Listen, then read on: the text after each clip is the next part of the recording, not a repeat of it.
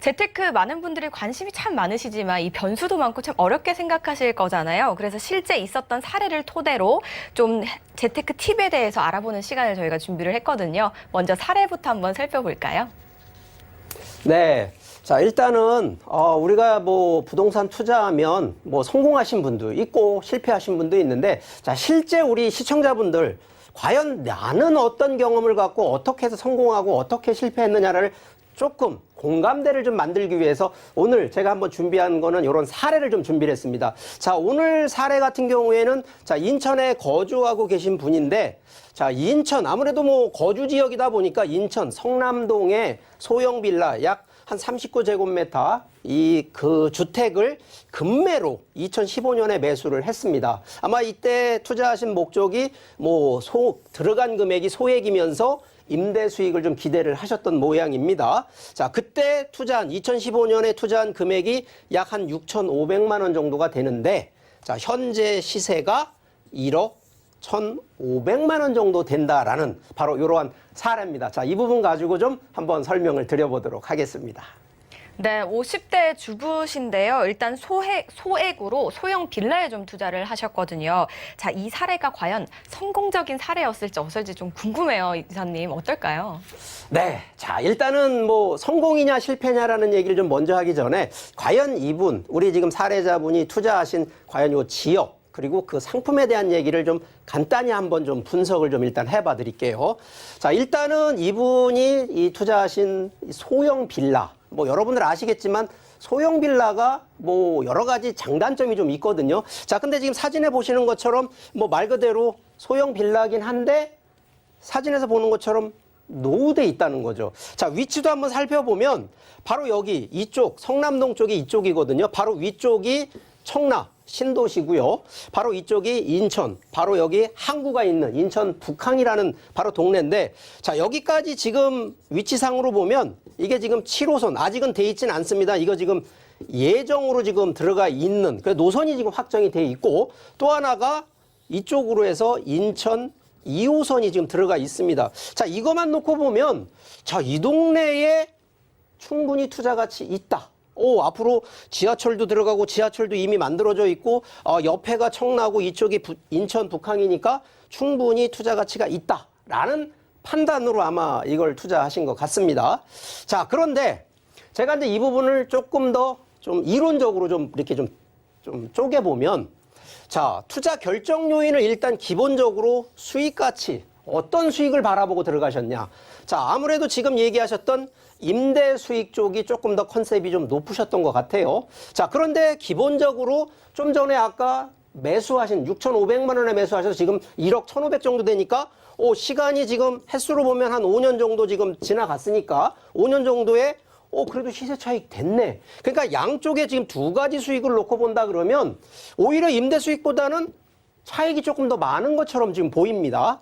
자, 두 번째는 입지적인 부분 자체. 자, 지금 아시겠지만 건물 기준으로 보면 새거, 지금 신축된 걸 하신 게 아니라 조금 노후돼 있는 노후 건물로 지금 들어가셨기 때문에, 자, 이런 부분들은 주로 무엇을 하냐면 건물을 개발, 그러면 결국은 이거를 우리가 다른 말로 하면 재개발로 가실 거냐, 재개발로 보는 컨셉이 조금 맞는데, 그러면서도 주변 자체가 아직 개발이 안 되니까 저평가되어 있는 입지였다라는 점.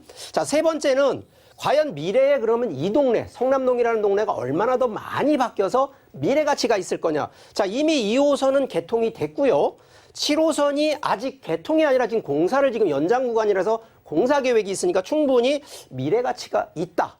자, 그러면 여기에 이제 포인트는 신축이 아니고 노후 건물이기 때문에 건물 노후에 따라서 과연 임대 수익을 얼마나 많이 받느냐. 제가 볼 때 임대 수익의 목적이 아니라 오히려 재개발을 통한다 그러면 시세 차익 쪽 컨셉이 조금 더 강하다라는 얘기를 좀 드리고 싶었던 거고요. 자, 자, 그러면 실제 노후로 갔으면 재개발에 대한 계획이 있어야 되는데 과연 성남동이 재개발 계획이 있을까? 제가 볼 때 재개발 계획이 없습니다. 오히려 이제 그런 계획들은 많아지면 이거 제가 대박입니다라는 표현까지 쓰려고 했는데 실제 이거는 조금 떨어집니다. 자, 그 이유를 제가 한번 이 사례 기준으로 한번 팁을 좀 드려보면, 자, 노후주택 투자를 할 때 반드시 키핑해야 되는 부분. 첫 번째가 토지. 자, 우리가 보통 복합 건물이라 그래서 토지와 그 위에 건물이 끼는, 그래서 토지를 어느 정도의 대지 지분권이 있느냐.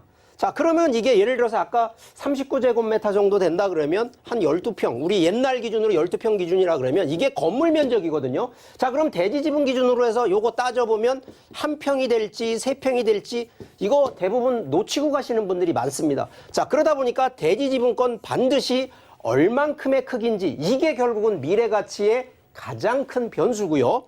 두 번째는 지금 저 얘기했던 노후주택을 사시는 목적이 새 거 사는 게 아니다 보니까 이거 재개발이 되느냐 안 되느냐 이거 반드시 확인하셔야 된다는 얘기 드리고요.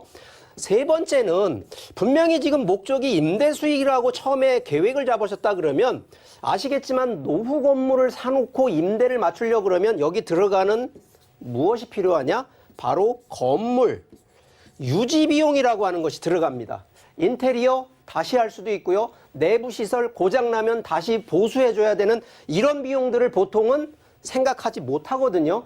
제가 직접 또 경매 같은 데에서 투자해가지고 보통 다시 리모델링해서 임대 나가지고 하시는 분들 보면요. 경매한 가격이 경매가로 예를 들어서 5천만 원 들어갔다 그러면 실제 들어간 수리 비용이 보통 한 1,000만 원 정도가 들어갑니다. 자, 그러면 이게 실제 들어간 거는 6천만 원 투자라고 보셔야 되고요. 이게 또 시간이 한 3년 지나고 이렇게 지나면 여기에 또 돈이 또 들어갑니다. 그래서 이런 추가 비용이 얼만큼 되는지까지 고민을 좀 하셔야 된다는 얘기. 그러다 보니까 이 기간을, 투자 기간을 과연 어떤 목적, 임대 수익으로 가시는 분은 기본 7년에서 10년을 가져가야 되는데 과연 이런 노후주택 가지고 임대 수익을 해서 7년, 10년을 가져가냐? 제가 볼 때 이건 설정을 다른 방향으로 잡으셔요. 그러면 이런 경우는 시세 차익으로 충분히 5년에서 7년 뒤에는 매도, 그러면 차익형으로 가시라는 이런 설정이 나오는 거고요. 또 하나, 최근에 여러 가지 주택 규제 정책 많죠. 다주택자한테 가장 많이 걸리는 규제, 바로 세금이거든요. 다주택자가 결국은 큰 강남이나 용산의 큰 아파트, 돈이 되는 아파트 딱 하나 갖고 있는 게 아니라 이러한 소형대의 노후주택 한 10개 갖고 있으면요.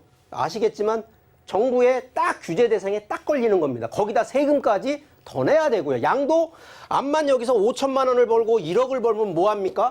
다주택자 걸려가지고 여기에서 50% 이상을 양도소득세 세금으로 다 국가에다 기부하는 꼴이 되거든요. 자, 그러면 투자에 대한 효율성으로 놓고 보면 이게 잘못됐다는 얘기를 드리는 게 아니라 바로 이 투자의 방향을 좀 더 바로 잡아달라는 얘기를 좀 드리고 싶습니다. 그러다 보니까 이 투자의 대안을 좀 여러 가지로 제안을 해드리다 보면 자, 기본적으로 투자 지역, 투자 상품, 투자 운영 이 세 가지 항목인데 자, 그렇다고 해서 지금 인천 지역이 나쁘다는 얘기를 드렸던 게 아닙니다. 자, 지금 이분 같은 경우에도 5년이 지났는데 벌써 한 딱 2배 정도의 시세 차익은 버셨어요. 그런데 들어간 비용의 관리 이런 걸 따지면 임대소득 기준으로는 수익 창출은 아니라는 거. 그래서 효율성 면에서는 한 50% 정도의 효율성만 보신 분이기 때문에 제 개인적인 기준으로 놓고 본다 그러면 자, 오히려 이렇게 재개발되는 지역이 아닌 노후주택을 매수하고 투자하시는 것보다는 오히려 작은 비용 가지고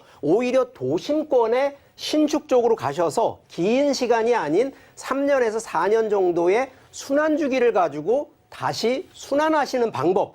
안 그러면 성남동 쪽 말고 인천 안에서도요. 재개발 지역의 노후주택으로 가셔서 충분히 조금 중장기로 보시면 7년까지 놓고 보시는 이 바로 재개발 투자, 바로 대지지분권이 좀 더 확보되어 있는 바로 이런 컨셉으로 투자를 하셨다 그러면 50% 효율이 아니라 100%의 효율. 자, 그래서 이분 같은 경우에 반은 성공하셨고요.